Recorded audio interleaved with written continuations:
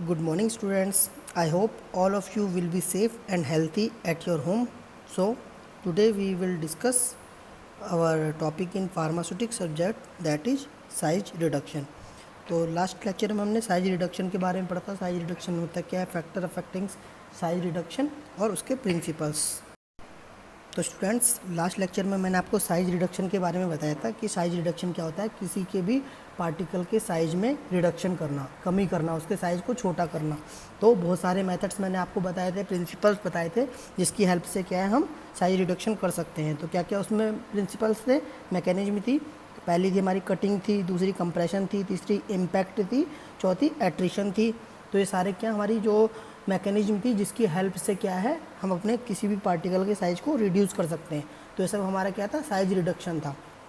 Okay, तो यही हम सारे अब इक्विपमेंट्स के बारे में पढ़ेंगे। जो भी इक्विपमेंट्स यूज्ड होंगे इसमें वो हम पढ़ेंगे। तो सबसे पहले हम बात कर लेते हैं कटर मिल की। तो साइज रिडक्शन के लिए जो हम सबसे पहले यूज करेंगे वो कटर मिल यूज करेंगे। तो कटर मिल का आपका प्रिंसिपल क्या होगा, कटिंग। सिंपली क्या, कटिंग करने के लिए हमें क्या चाहिए, किसी भी चीज़ को कट करने के लिए हमें शार्प ब्लेड्स, तेज़ धारदार वाले क्या ब्लेड चाहिए। उसकी हेल्प से क्या है किसी भी अपने मटेरियल को या पार्टिकल को हम क्या उसका साइज रिड्यूस कर सकते हैं। ठीक है, तो जो हमारा कटर मिल है ना, कटर इक्विपमेंट है, उसका प्रिंसिपल क्या है, सिंपली कटिंग है। तो with the help of sharp knives, तो the size reduction is done by cutting with the help of sharp knives. तो कटर मिल का प्रिंसिपल हमारा सिंपली क्या हो गया कि इसमें जो साइज रिडक्शन होगा वो किसकी हेल्प से होगा, जो तेज़ धारदार जो ब्लेड्स होंगे उस इक्विपमेंट में लगे होंगे उसकी हेल्प से क्या है साइज रिडक्शन होगा। ठीक है, तो आप इमेज में देख सकते हैं कंस्ट्रक्शन कैसा है इसमें। तो there are 2 types of knives, इसमें 2 टाइप के इसमें हमारे क्या हैं, तेज धारदार ब्लेड्स हैं।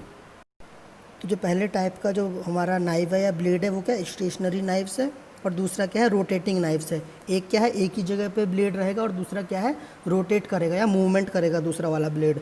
ठीक है, तो जो हमारा जो स्टेशनरी होगा वो एक जगह पे फिक्स्ड रहेगा और जो दूसरा रोटेटिंग वाला है वो क्या होगा, रोटार के साथ अटैच रहेगा, उसकी हेल्प से क्या है वो मूवमेंट करेगा। ठीक है, जब मूवमेंट करेगा तो क्या जो भी हम उसमें इनलेट करवाएंगे, जो भी अपना मटेरियल है उस जिसका हमें पार्टिकल रिड्यूस करना है, तो वो क्या है मूवमेंट रोटेटरी वाले नाइफ्स के कांटेक्ट में आएगा और उससे क्या है वो धारदार ब्लेड उस मटेरियल पे अपना इम्पैक्ट डालेगी और कटिंग की हेल्प से क्या हमारा साइज रिड्यूस हो जाएगा। तो हमें जिस टाइप का हमें साइज चाहिए उसी को हम ऑब्टेंड कर लेंगे। तो जो भी हमें क्या कहते हैं साइज रिडक्शन के बाद जो मिलेगा प्रोडक्ट वो क्या आउटलेट के थ्रू हमें नीचे की तरफ से पूरा ऑब्टेंड कर लेंगे। और उसके बाद जो इसका देखते हैं यूजेस में क्या है, जो भी हमारे सॉफ्ट मटेरियल्स होंगे जैसे हमारी जड़ हो गई, पील्स हो गए, वुड हो गई, जो बिफोर एक्सट्रैक्शन जो हमारे पे लकड़ी हो गई, उसका हम साइज रिडक्शन इस कटर मिल से कर सकते हैं। तो नेक्स्ट बात कर लेते हैं हम रोलर मिल की। तो रोलर मिल क्या है, रोलर आप सभी ने देखा होगा, रोलर क्या जनरेट करता है, प्रेशर, कंप्रेशन प्रेशर जनरेट करता है। ठीक है, तो इसमें क्या है कंप्रेशन जो भी हमारा मैकेनिज्म है उसकी हेल्प से क्या हम किसी भी चीज़ का साइज रिड्यूस करेंगे। तो द प्रिंसिपल इसका सिंपली क्या है, मटेरियल जो हमारा है किसके द्वारा क्रश होगा, प्रेशर के द्वारा क्रश होगा। क्रश मतलब क्या करना, किसी चीज़ को चकनाचूर कर देना है, किसी चीज़ को दबा देना। ठीक है, तो जो हमारा जो रोलर मिल है कि कौन से प्रिंसिपल पे वर्क करती है, कंप्रेशन मेथड पे वर्क करती है। तो इमेज के थ्रू आप देख रहे होंगे, इसमें क्या है 2 रोलर लगे हुए हैं जो क्या है एक दूसरे के अपोजिट रोल करेंगे। ठीक है, उसके बाद क्या है जो भी हमारा मटेरियल है वो उसके बीच हम इंजेक्ट कराएंगे और क्या है उसके बाद जो रोलर जो है अपोजिट डायरेक्शन में घूम रहे हैं, तो उसके बाद क्या है जो हमारे मटेरियल पे एक कंप्रेशन प्रेशर अप्लाई होगा, तो उससे क्या हमारा जो बड़े पार्टिकल्स हैं वो क्या है छोटे पार्टिकल्स में कन्वर्ट हो जाएंगे। तो हमें क्या है जो हमारे मटेरियल का साइज रिड्यूस मिल जाएगा। तो इसकी वर्किंग देख लेते हैं। वर्किंग में क्या है जो हमारा मटेरियल है जिसको हमें क्रश करना है वो क्या करेंगे हम हॉपर मीन्स क्या होता है जहाँ जिससे मटेरियल हम उसमें मशीन में इंजेक्ट कराएंगे। तो हॉपर में हम क्या अपना पूरा मटेरियल फीड कर देंगे। उससे क्या है जो हमारा जो 2 रोलर है उसके गैप में क्या है वो मटेरियल फिल होता रहेगा और ड्यू टू द रोटेशन की वजह से क्या है हमारा जो मटेरियल है वो बीच में आएगा उसके और क्या धीरे धीरे क्रश हो जाएगा। जैसे आपने क्या देखा है, सबसे बेस्ट एग्जांपल गन्ने का जूस जैसे कैसे निकलता है, जो दो रोलर होते हैं उसके बीच में क्या है गन्ना हम डाल देते हैं, तो एंटी क्लॉकवाइज दोनों अपोजिट डायरेक्शन में चलते हैं रोलर्स, तो उसके बीच में क्या है जो गन्ना जाता है और वो क्रश हो जाता है। उससे क्या है जो भी हमारा मटेरियल बाहर निकल जाता है। सिंपली इसमें हमारा रोलर मिल में भी यही होता है।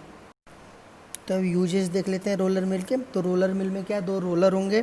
तो उसका जो यूजेस हैं, जैसे हमारा क्या है, सीड मतलब बीज। तो बीज में से क्या, जैसे ऑयल निकालना है किसी चीज़ का, तो हम क्या है वो बीज को, सीड्स को क्या है रोलर के बीच में डालेंगे और क्रश होगा, तो हम क्या फिक्स्ड ऑयल उससे हमें मिल जाएगा। ठीक है। और जो भी हमारे सॉफ्ट टिश्यूज हो गए, ठीक है, सॉफ्ट टिश्यू हो गए, उसको भी हम क्या साइज रिड्यूस कर सकते हैं with the help of roller mill.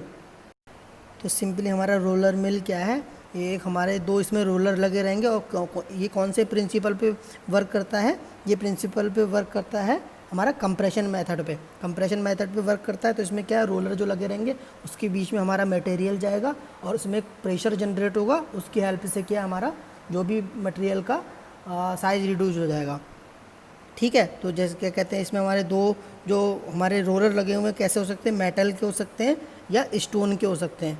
तो ये हॉरिजॉन्टली लगे रहेंगे। उसके बाद क्या, जब ये एंटी क्लॉकवाइज घूमेंगे तो क्या एक प्रेशर जनरेट होगा, उससे क्या हमारा मटेरियल साइज रिड्यूस हो जाएगा। तो नेक्स्ट हम बात कर लेते हैं हैमर मिल की। तो हैमर मिल क्या है, हमारी ऐसी मशीन है जो क्या है साइज रिडक्शन के लिए काम करेगी। तो हैमर मिल का प्रिंसिपल मैंने आपको उस दिन बताया था, क्या है, इम्पैक्ट। हैमर मीन्स क्या होता है, हथौड़ा टाइप। जो हथौड़े से क्या हम किसी चीज़ को स्ट्राइक करते हैं तो क्या वो अपने आप उसका साइज रिड्यूस हो जाता है। ठीक है। तो हैमर मिल का जो प्रिंसिपल है वो क्या है, हमारा इम्पैक्ट है। अब किसी चीज़ पे हम क्या है हाई स्पीड से अगर किसी चीज़ पे कुछ चीज़ स्ट्राइक करेंगे तो क्या है सिंपली उसका साइज रिड्यूस हो जाएगा। तो हैमर मिल जैसे आप इमेज में देख रहे हैं, ये हमारे क्या हैमर्स लगे हुए हैं इसमें रोटेटरी वाले। और उससे क्या कोई भी अगर मटेरियल उस पर आएगा हाई स्पीड से, अगर हैमर घूम रहा है तो वो क्या है सिंपली किसी चीज़ पे पड़ेगा तो क्या उसका साइज रिड्यूस हो जाएगा। ठीक है। तो आप इमेज देखिए, इसमें इसका जो कंस्ट्रक्शन है उसमें क्या हैमर्स लगे हुए हैं और हमारी एक तरफ से क्या फीड इनलेट का और ऑब्जेक्ट फीड इनलेट वाला है और एक बीच में साफ्ट है और दूसरा हमारा क्या स्क्रीन है।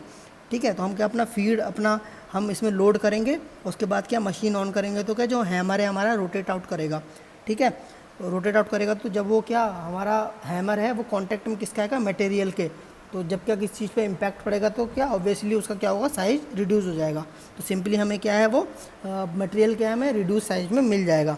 तो इसका हम देखते हैं कंस्ट्रक्शन में क्या हमारा जो कंस्ट्रक्शन में हमारा है जो भी हमारा ये हैमर है कैसा है, ये स्टील का हो सकता है, ठीक है, मेटल का हो सकता है।